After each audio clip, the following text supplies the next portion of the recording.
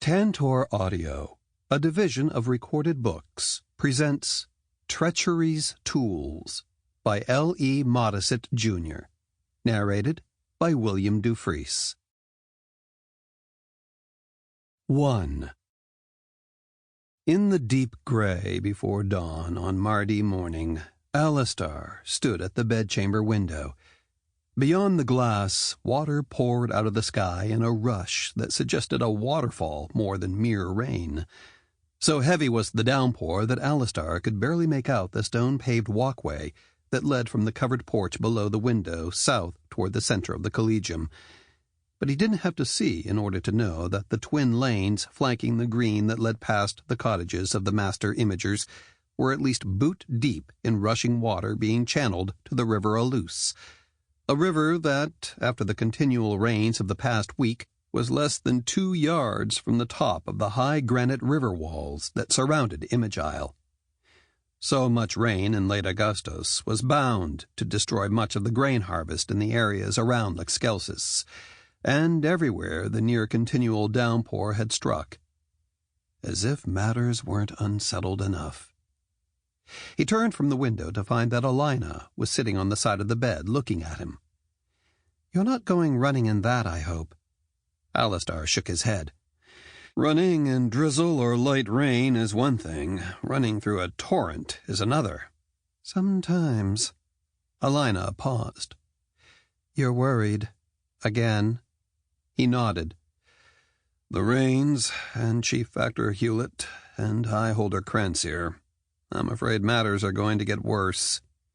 "You'll figure a way through it." Her words were warm. Alastar just looked at her for a long moment. A slender, almost petite woman, with short brown hair and black eyes, and with physical strength, determination, and imaging abilities so at odds with her appearance, as many had discovered, at times fatally. He chuckled. "No. We'll find a way through it."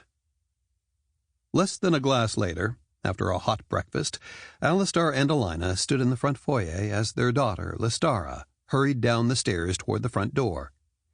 "Don't forget to wear your waterproof," said Alina evenly. "And don't make that face again. I know the oilskin coat smells of fish oil. That's what keeps the rain from soaking through." "And don't forget your oiled boots, either," added Alastar. "The way you did so conveniently yesterday." "You don't—" Alastar broke off her words abruptly, her black eyes going from her father to her mother and back again. "Don't understand?" Alastar's voice was dry. He wasn't about to mention that he and Alina already wore the less than stylish and rather odoriferous oiled boots. "The other seconds," Alastar began, then stopped. "The other seconds don't have to walk half a mil in ankle-deep water. They might get damp running from the dining hall to the administration building. You'll be soaked all the way through, and if you keep imaging the water out of your grays the way you did yesterday, you'll destroy the cloth, and all your coppers won't be enough to pay for new grays." Alastar managed to keep his voice level, a far harder chore with his own daughter than with the imagers over whom he served as the Collegium maitre. "Getting soaked and chilled won't help your health or your studies," added Alina. Alastar tried not to frown. "It's just water. As your father has pointed out more than once, Alastar, dear, there is water in everything. You're not skilled enough as an imager to take out just enough water." "Mother," Alastar's voice turned pleading. "Everyone will think I'm a baby. I'm already the youngest by 2 years anyway." "You didn't want to be held back with the primes," Alina pointed out. "I'm as good an imager as some of the thirds." At the look on Alastar's face, Alastar quickly added, "I know I shouldn't be a third yet, but I just couldn't stay with the primes. I wasn't learning anything. Or not much. It was too painful." Alastar understood all too well what she meant. "We gave you the choice of whether you wanted to stay a prime." The fact that their daughter was barely 10 had concerned both Alina and him, although she was already as tall as many of the seconds, and taller than a few, but Lestara had pushed. "If you can't do what's right, and what's right for your health now, when it's just a matter of what you wear," began Alastar.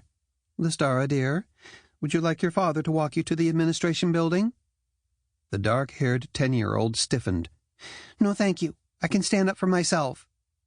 She turned and walked to the front foyer, seated herself on the bench, and pulled on the oiled calf-high boots. Then she stood and took the hooded oilskin cloak off the peg and slipped it on. Finally, she turned to her parents. "There are 2 other oilskin cloaks in the back closet." She grinned, then turned and hurried out the front door. "Shall we go?" asked Alastar, turning to Alina. "Of course. After you fetched the oilskins."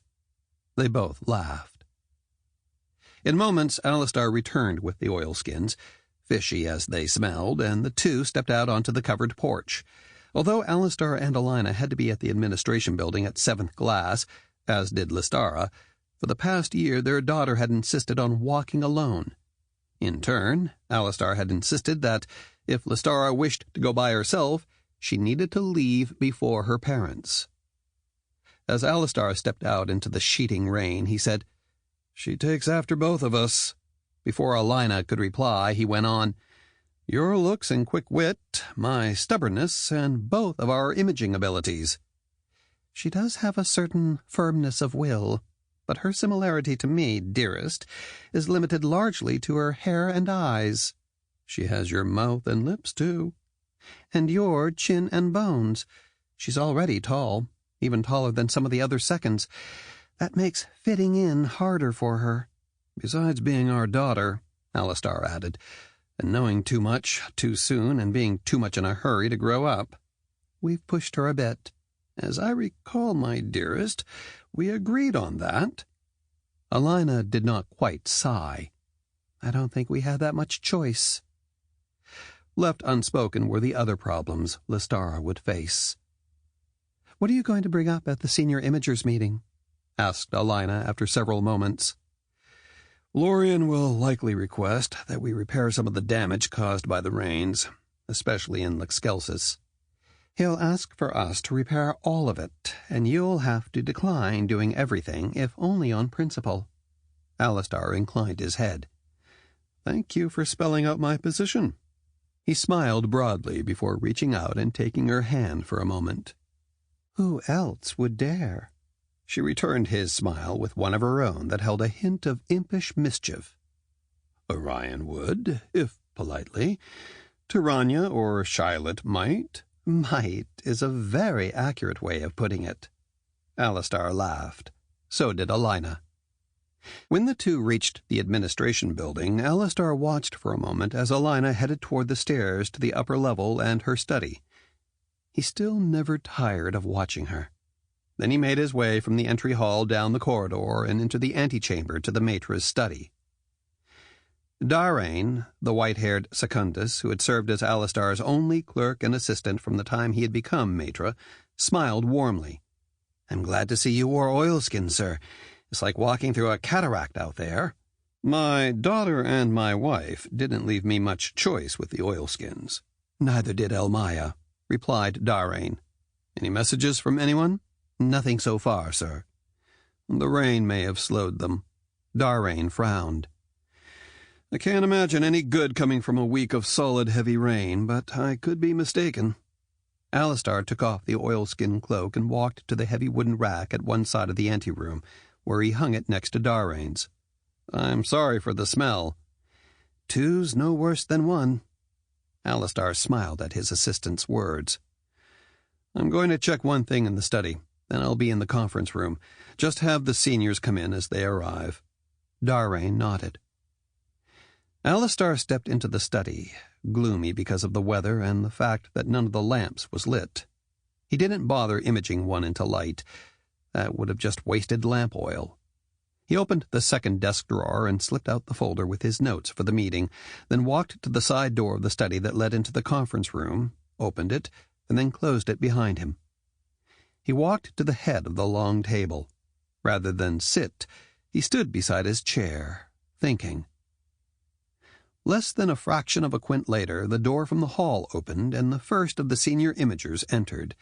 The ancient Absalom, white-haired, his face gaunt, but with watery blue eyes that missed nothing. "Good morning, Maître." "Good morning, you ancient troublemaker." "The same to you, most venerable font of destruction." Alastar couldn't help grinning at Absalom's gruff words, although both of them knew neither would have exchanged quite the same set of pleasantries had anyone else been present. "I'll be seeing your daughter at 8th glass. Don't let her argue or charm you out of learning her history. So far that hasn't been a problem. She seems to want to know more about everything." Alastar frowned. "She's not being a know-it-all, is she?" Absalom shook his head. "She's quiet, but not too quiet. She's been reading history on the side. Or one of you has been tutoring her." "No, whenever she asks a question, I tell her where she might look to find the answer." Alastar would have said more, but Chiron, the senior imager of the Collegium, stepped into the conference room, followed by Akorit and Alina.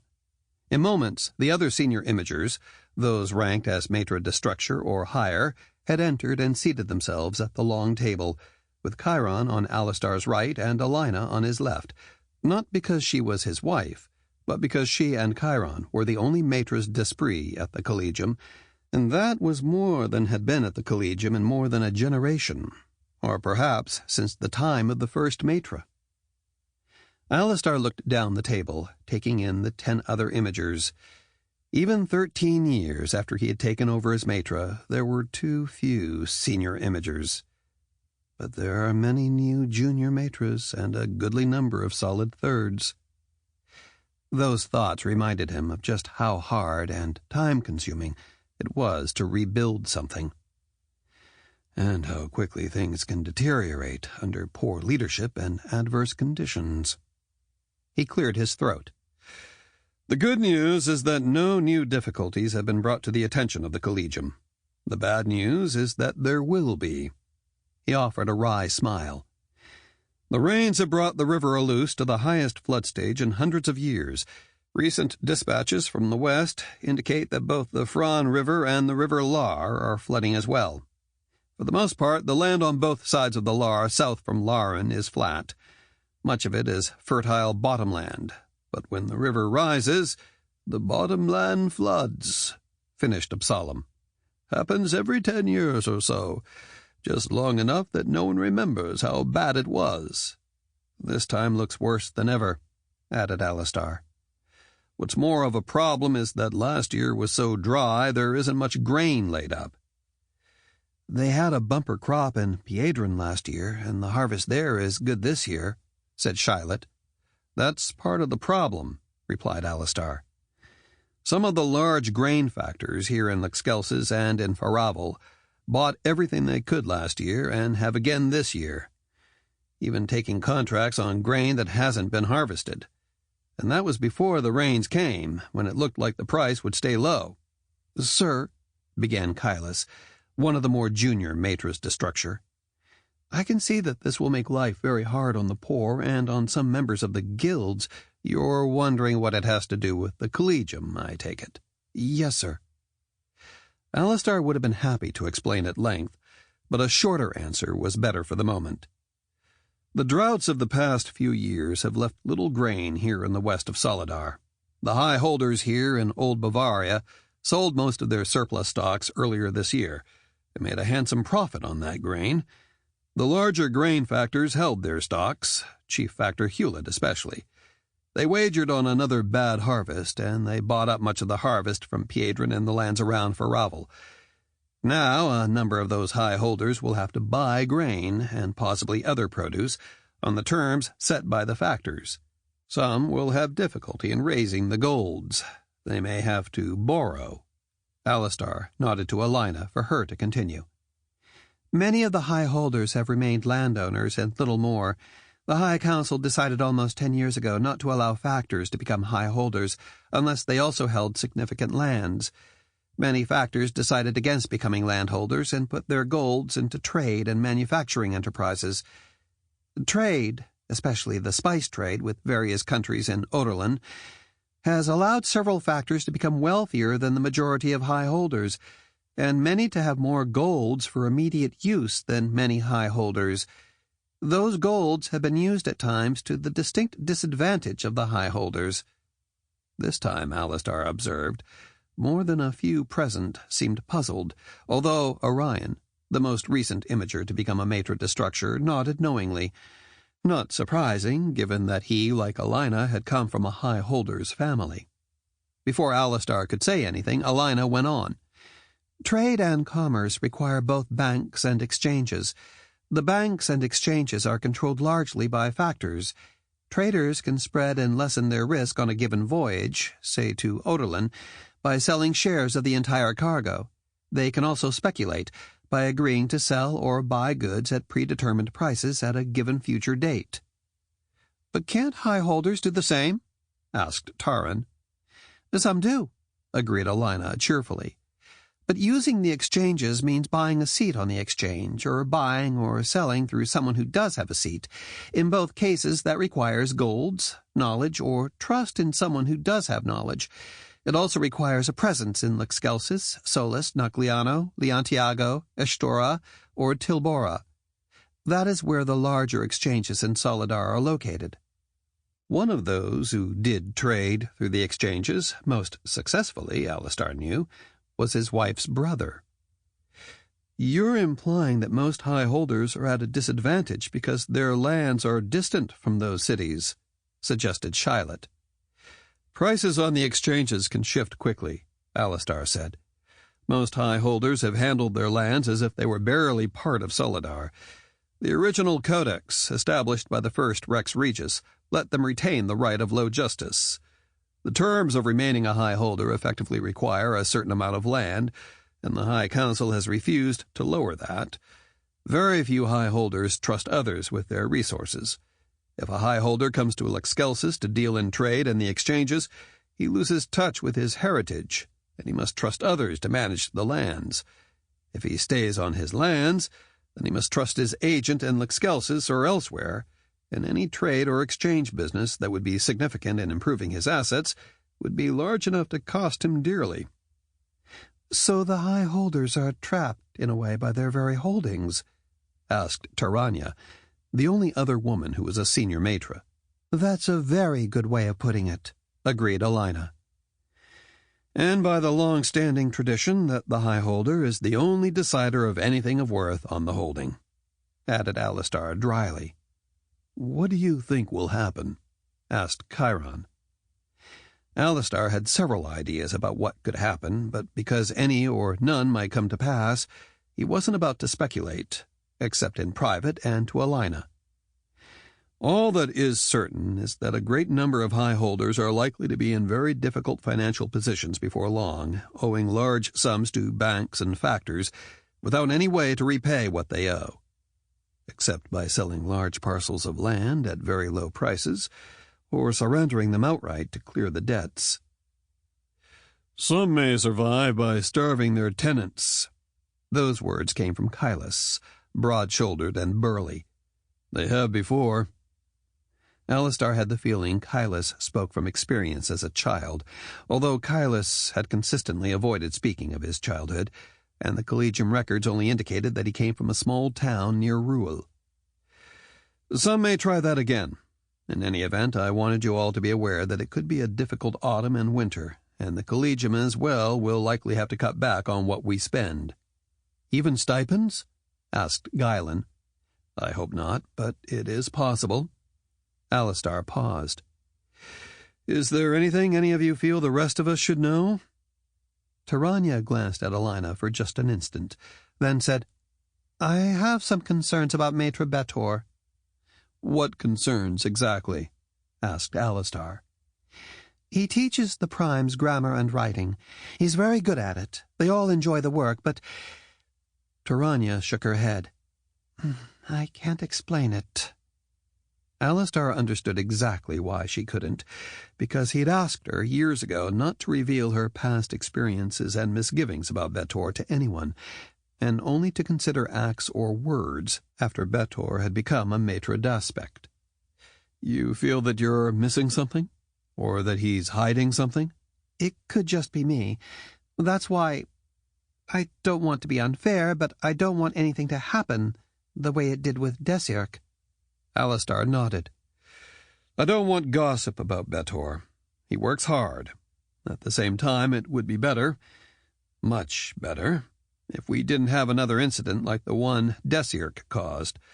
If anyone sees anything that seems strange, I'd appreciate it very much if you did not talk about it, but let me, Maitre Chiron, or Maitre Alina know."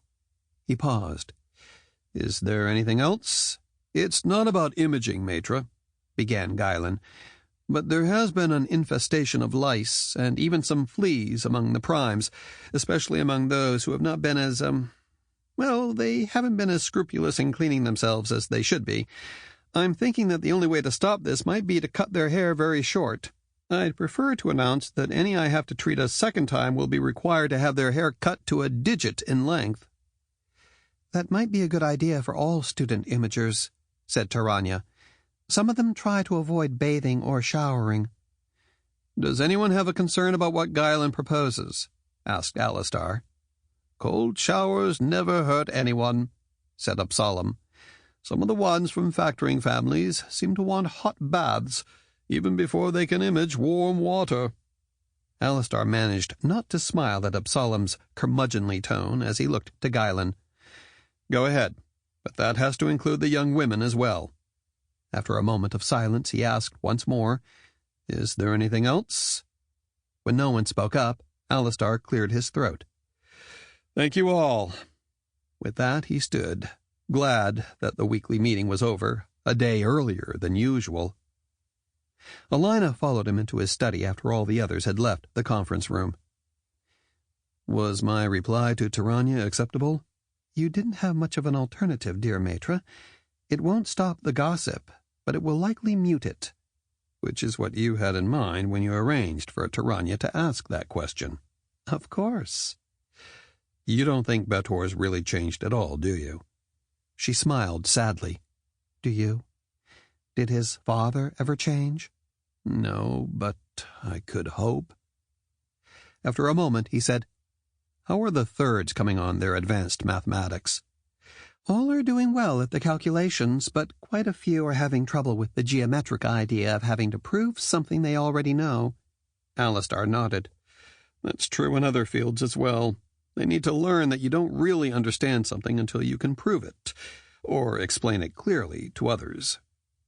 As soon as Alina had left the study, Darrain knocked on the frame of the half-open door and, holding an envelope, said, almost apologetically, "Maitre, during the meeting a chateau guard brought this message from the Rex."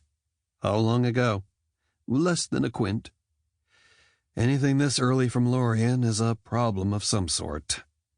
The Rex was anything but a dawn-riser, unlike his ill-fated sire, and a message from him arriving before mid-morning was definitely unusual, and most likely a harbinger of trouble.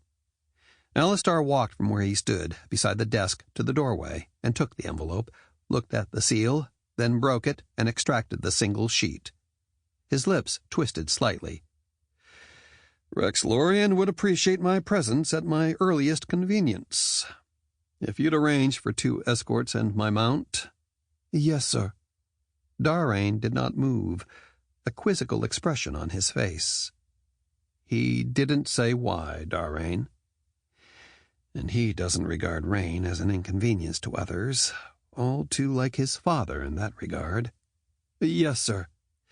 "Let me know when the escorts are ready for me." Alastar wasn't exactly thrilled about a ride to the Chateau de Rex in the rain that continued to rush down. By the time the 2 Imager thirds arrived outside the main entrance to the administration building with Alastar's mount, the rain had subsided slightly, from sheets of water to a mere steady downpour. Alastar donned his hooded oilskin and hurried toward the gray gelding, the second one he'd had since becoming Maitre, and another symbol of sorts. "Good morning, Maitre," called out Conan, the slightly younger of the 2/3, his voice strong but respectful. The other escort, who nodded politely but did not speak, was Beltran, sober, dedicated, and actually a year or so older than Conan. "Good morning to you both," returned Alastar, who had always appreciated Conan's quiet solidity. He mounted quickly, and the three rode directly to the Bridge of Desires. As they crossed the River Alus, Alastar not only checked to make sure that he was carrying full imaging shields, but also looked down at the water level, slightly higher than the day before, but still almost 2 yards below the top of the stone river wall, a yard above the highest level recorded since the founding of the Collegium. The height of the river wall and its solid structure were just additional reminders of the power and foresight of the first Matra, whose name and exploits were already forgotten outside of Image Isle and remembered only hazily, even by too many Imagers. Once across the river, the three rode along the Boulevard de Rex Ryan, although Alastar was more than happy that most people, with the strong exception of Rex Lorien, just called it the Boulevard de Rex. The boulevard ended at the ring road that encircled the Chateau de Rex, and less than half a quint later, Alastar reined up at the foot of the long white stone steps leading up to the main entrance of the chateau. "Wait in the chateau stables," Alastar said as he dismounted. "I'll meet you there." "Yes, sir." Conan actually grinned. Alastar made his way up the steps swiftly but carefully, mindful that he was no longer quite so young as he thought he was, a fact about which Alina gently but frequently reminded him. While the hooded oilskin had kept his upper body and clothes largely dry, his trousers below the knees were soaked. He didn't image them totally clear of water when he stepped into the entry hall of the chateau, but left them slightly damp. The 2 chateau guards looked surprised at his oilskin-clad figure, then nodded as they recognized Alastar. Rex Lorien is in his study, Matra. We could take your oilskin," offered the shorter guard. "Thank you. I would appreciate that." Moments later, Alastar was climbing the grand staircase and then making his way eastward along the north corridor toward the Rex's private study, outside of which was stationed another guard. At Alastar's appearance, the guard immediately rapped on the door. "The Matra is here, sire." Then he opened the door for Alastar, who entered the study. Lorien sat behind the modest golden-wood table desk, the same desk he had used almost every day since he had become Rex. Set near the west end of the chamber was a circular conference table with 4 chairs, all also of goldenwood. The study was gloomy, illuminated by only a single brass lamp set in a wall sconce to the left of the Rex. The matching lamp to the right was unlit. The Rex motioned for Alastar to join him.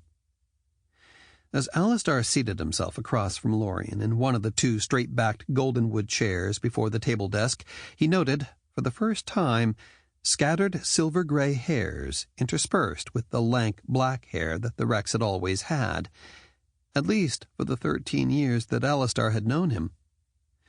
"You requested my presence?" "You're always most deferential and punctual, Matra. I suppose it's better that way, for both of us."